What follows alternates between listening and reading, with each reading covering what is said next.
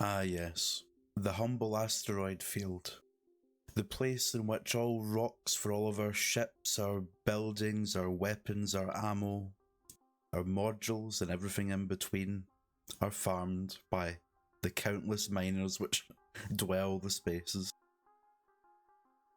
I am here today because I want to discuss how mining boosts are applied in EVE and how we can calculate the amount by which our mining is going to increase. If I come out of this lovely cinematic view and have a look above my capacitor wheel on my Venture, I will be able to see on the bottom here I have a minus 61.5% bonus to mining duration. So that is saying that they are reducing the amount of time it takes for my mining laser 1 to cycle by 61.5%. And that is of course in thanks to our Rorq here, who happens to be a maximum skilled Rorq. Indeed, there are ships that I would much rather be flying than the humble Venture. I would much rather be in a PvP ship. However, as the philosopher Jagger once said, you can't always get what you want. Okay, so let's take a closer look at the maths behind that. So the metric that we're looking to increase is the volume per time. So the amount of ore that you're able to mine in a given amount of time. So we can mark that with V for volume, and that's over time, so it's volume per time interval. Typically you would denote this by meters cubed per second, so as a side note, we would normally have meters cubed per second. So meters cubed is of course your volume, seconds is your time, but I'm putting it as volume over time just to mark that these can be an arbitrary. We could do that in kilometers if you wish, and time could be per hour, how much mine you ore per hour or so. So the point is really just to show that it does not have to be specifically meters cubed per second.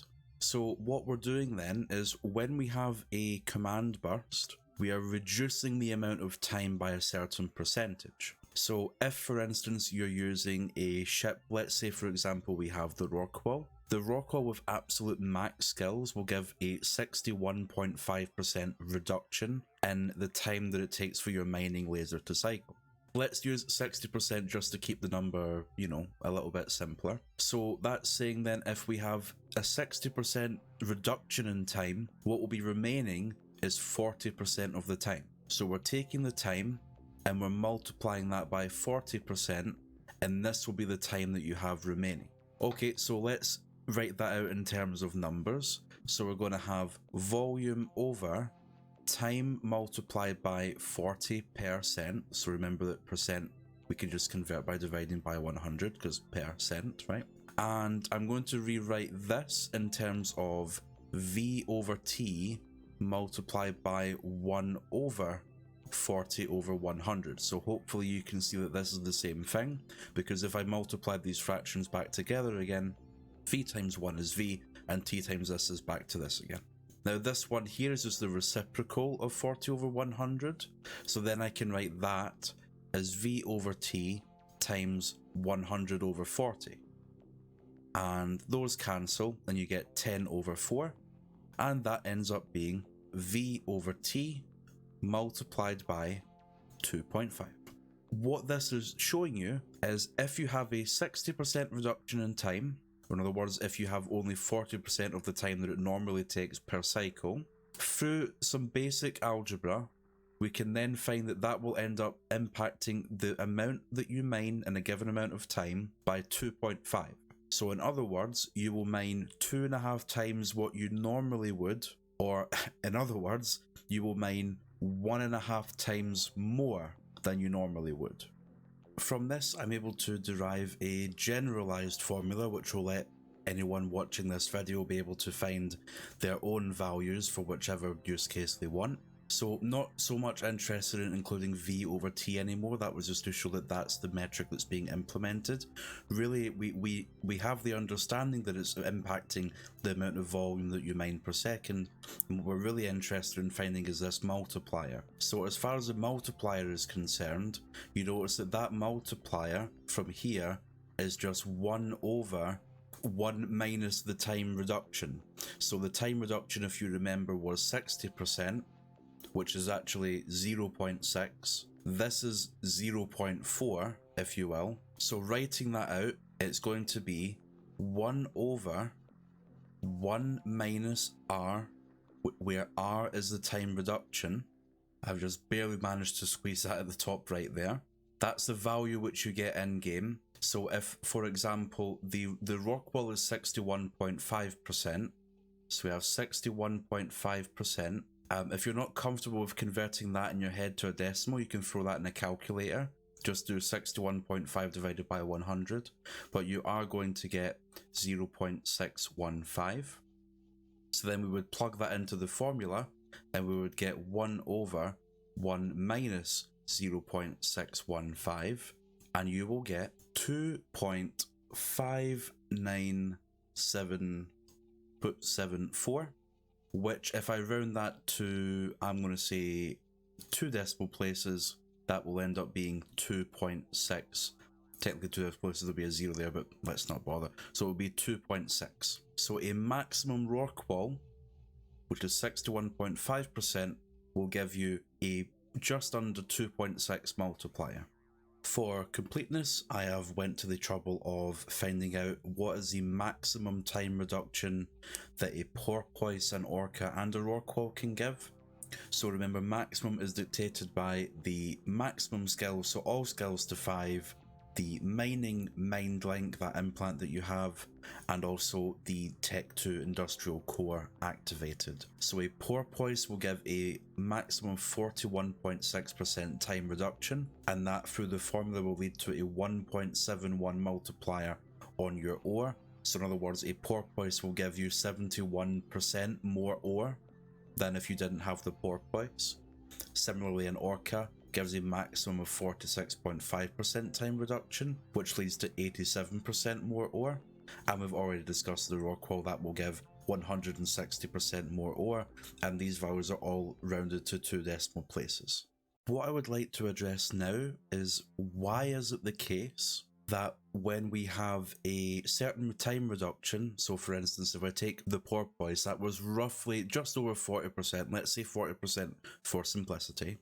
Why is it the case that when they have a 40% time reduction, that doesn't end up just being 40% more ore then? We saw that with a just over 40% time reduction, we had a just over 70% increase in ore. So the amount by which the ore is increased is more than the amount by which the time was decreased. So we saw algebraically why that's the case, but that's not too intuitive. Like, there's still part of our minds which is saying, but surely if you reduce the time by 40%, then you get 40% more ore, right? Okay, so let's take a look at why that's not the case. So here we are on Desmos.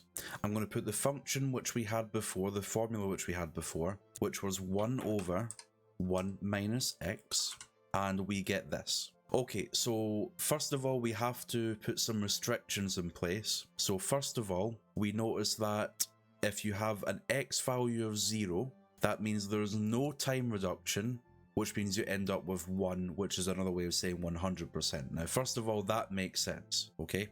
If you have no time reduction, then you're going to have 100% of the ore that you started with. Now, we also have negative values here potentially on this function, but that doesn't really make sense because that's implying that you have the module which is slowing your mining lasers down. So we cannot have negative values. So I'm going to add the restriction in that x must be greater than 0. But we also have another restriction. So we notice that if we scroll out here, we have this part of the curve here and this part of the curve here. Now this part of the curve here makes sense because you've got, oh, I should have probably said greater than or equal to 0, by the way, that's a mistake, because it can be equal to 0, because that would just be the case that you have no module. So you've got this. Now, as we go higher and higher, you notice the left value, which is x, is getting closer and closer and closer to 1, but never quite reaching it. And if you do the same thing over here, you'll get the same result. This is what you call a vertical asymptote in maths.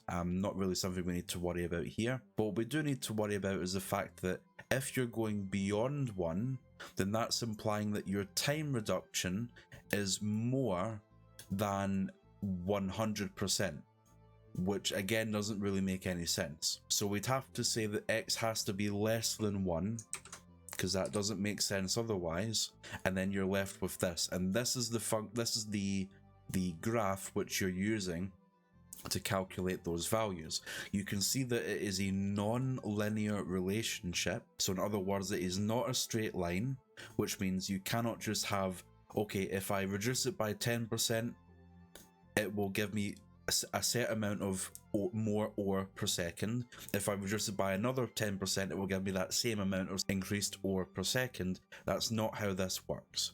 The more you increase X, the more the amount by which Y is increasing, the rate of change is increasing. Okay, hopefully that makes sense. So if we look at, for example, 0.4, if I put X on 0.4, we get that roughly 1.7 value. If I try and make that 41.6, you get exactly the value which we had for the porpoise. If I move up to the Orca, that was 46.5, so that's going to be like right there. And then the Rorq was at 61.5, so that is all the way over here. So you can see that from here to here, it has increased a lot more than from there to there, for example. You can see how those numbers work.